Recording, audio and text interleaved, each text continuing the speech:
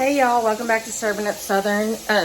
Today I'm just gonna, I just harvested some of this kale from my garden. So I'm going to pickle it to preserve it. And then I'm gonna head to the store and get some meat. I purchased a food saver because there's a food shortage and the shelves are empty, but guess what? My family's still gonna eat. So that's why we're learning how to do all this preserving stuff. Anyways, yeah, I'm gonna show y'all how to pickle some kale.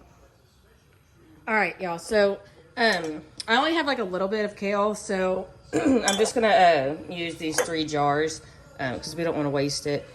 So just take your jars and we are going to boil them. Make sure to not put your cold jars like in boiling water, or else the glass will crack. All right, so we're gonna boil these jars for 10 minutes to sanitize them, because we're not doing the pressure canner. So the pressure canner, you don't have to do all that, like sanitize your jars, because it gets hot enough to where it sanitizes and kills off anything that could have been in there. So yeah, so we're gonna boil that for 10 minutes and then we'll move on to the next step. All right, now we are going to make our brine. We'll do 2 cups water. All right, 1/2 cup of white vinegar. All right, 3/4 cups of sugar. All right, 1 tablespoon of salt. All right, and about a teaspoon of peppercorns. All right, now we are going to slice up this kale into like thin strips. All right, now I have my chopped up kale, and over here I have my brine boiling.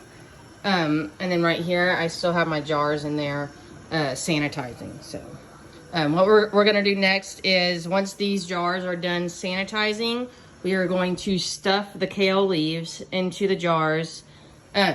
And then we're gonna pour this boiling liquid or brine over the kale, and then we're gonna seal it, and all the lids will pop in, okay, from the boiling liquid. So, all right, y'all, we are getting a pretty good food stockage. Yesterday I pickled some onions. Let me turn this around.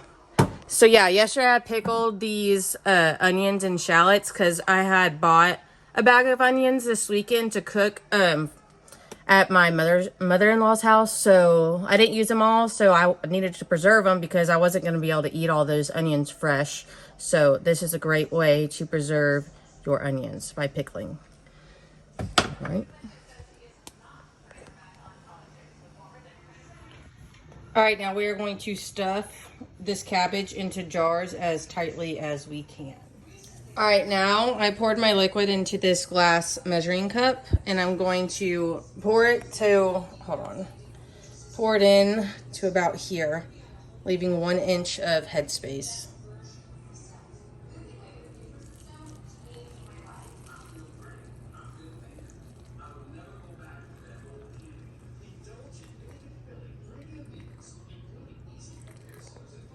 All right, now I'm going to sprinkle a little bit of this fresh fruit protector to preserve the color. All right, now I'm going to take this and just tap it in there a couple of times to get all the air bubbles out. All right, now we are going to measure the headspace. This bottom little nick is 1 inch. All right. Now it's time to wipe our rim. You're just gonna take a clean, kind of wet rag and just go around and wipe anything that can get in between the seal and the jar. All right, now I got my lids on, and we're just going to wait for this seal to pop whenever you can't feel this anymore. All right, y'all. Once that the seals pop in on my jars, I'm going to go ahead and remove the band, the ring that goes around the lid. I like to store mine without the ring. That way I know for sure, like, if it's sealed or not whenever I go to eat it. But I'm gonna go ahead and I got some of this lettuce that I need to harvest. It's like romaine lettuce. I'm gonna go ahead and pickle that too. What can you do with these things? You throw them on sandwiches, you can throw them on burgers, you can like mix it up with like some cranberries or something for like a nice little like side, like little salad or whatever. So yeah, I know it sounds weird or strange, but it's delicious. All right, here's some of the lettuce that I'm fixing to harvest. And once I pick the leaves, it'll go ahead and grow right on back. All right, y'all, for this pickled lettuce, I'm going to make it a little fun and add a little bit of thyme. And where's the oregano? I picked some oregano. I'm trying to show y'all what it looks like. It's in there somewhere. Oh, here it is. All right, and then I'm gonna throw some oregano in there just to give it a little bit of extra flavor. So yeah, we're just going to use the same brining mixture, like the ratios, for the pickled lettuce. We're just gonna add the oregano and thyme to it. So.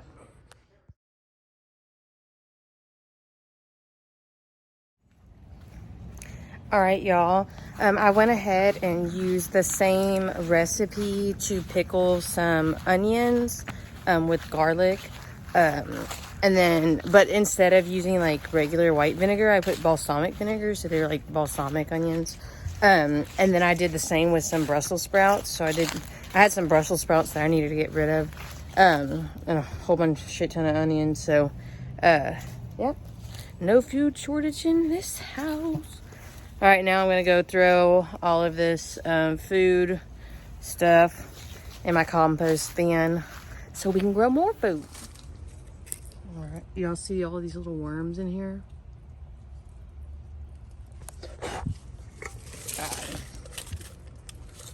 All right, there you go, worms. All right, y'all, that is it.